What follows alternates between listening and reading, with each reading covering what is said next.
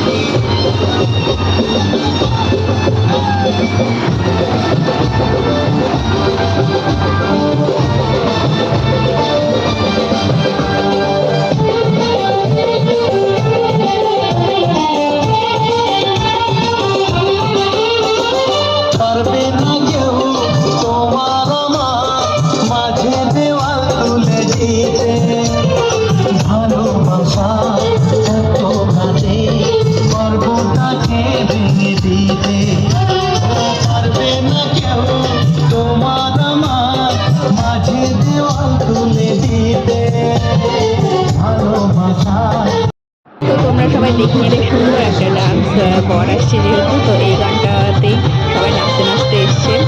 আর এখানে বরের গাড়ি দাঁড়িয়ে আছে, আমরা গেটের সামনে আছি। আমি এখন ঢুকে যাব, প্রচণ্ড গরম আর প্রচণ্ড ভিড়। আমি ভেতরে যাওয়ার জন্যই ওয়েট করছিলাম অনেকক্ষণ ধরেই। তো এদিকে বরের গাড়িতে এসে ওরা খুব মানে গেট ধরেছিল, ঝামেলা হচ্ছিলো। এদিকে আমি পাশ দিয়ে চলে যাবো।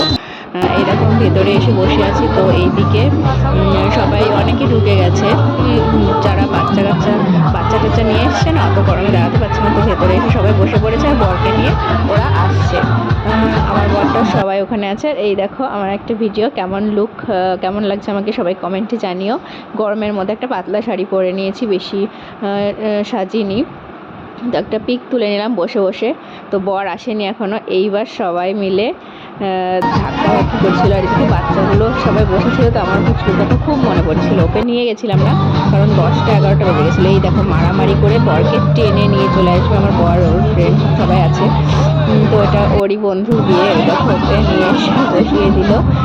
যাই হোক, প্রচুর ঝামেলা হয়েছে ওখানে। আমি এদিকে বসেছিলাম পাখার ওখানে।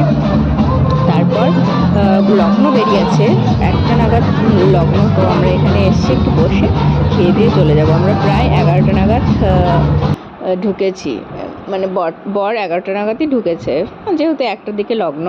এদিকে পুচকুকে রেখে এসেছিলাম, রাত হয়ে গেছে, ওই জন্য ওকে আর নিয়ে আসিনি, ঘুমিয়ে পড়বে বলে। তো ও বাড়িতে ফোন করে শুনলাম ও ঘুমোয়নি। আর এদিকে আমরা খেতে বসে পড়েছি, কিন্তু এখনও টেবিলটা পরিষ্কার হয়নি। তো তোমাদের মেনু কার্ডটা একটু দেখিয়ে দিই, দেখো কী কী আছে, এক ঝলক দেখিয়ে দিলাম। জয়ন্ত আর মৌমিতার বিয়ে আছে।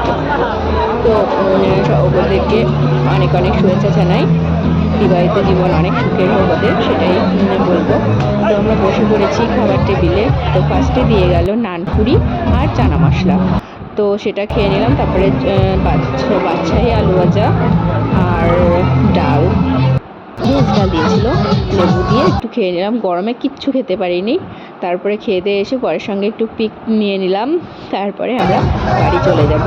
এদিকে দেখো একটু বউকেও দেখতে গেলাম, ভাবলাম বউটা দেখে আসি। এই গরমের মধ্যে ভালো লাগছিল না, তাড়াতাড়ি করে বেরিয়ে গেলাম। এই দেখো ওখানে ছাদনাতলাটা একটু ভিডিও করে নিয়েছে, এখানে বউ বসেছিল। একবার এসে গেছি, খুঁজে পাইনি, তারপরে আবার পরে এসেছিলাম। এই দেখো এটা হলো আমার বরেরই একটা স্টুডেন্ট, আগে ও দুজনকেই ও পড়াতো, তো ওরই স্টুডেন্ট। তারপরে আমরা বেরিয়ে গেলাম আইসক্রিম খেতে খেতে। ও গাড়িটা পার্ক করা ছিল, নিয়ে আসছিলো, আমি এখানে দাঁড়িয়ে আইসক্রিম খেতে খেতে আজকের ব্লগটা আমি শেষ করছি। তো তোমরা সবাই ভালো থেকো, সুস্থ থেকো, আর ব্লগটা পুরোপুরি দেখো। আর সেকেন্ড পার্ট পরের দিন আসছে রিসেপশন পার্টি। তো আজকের ব্লগটা এখানে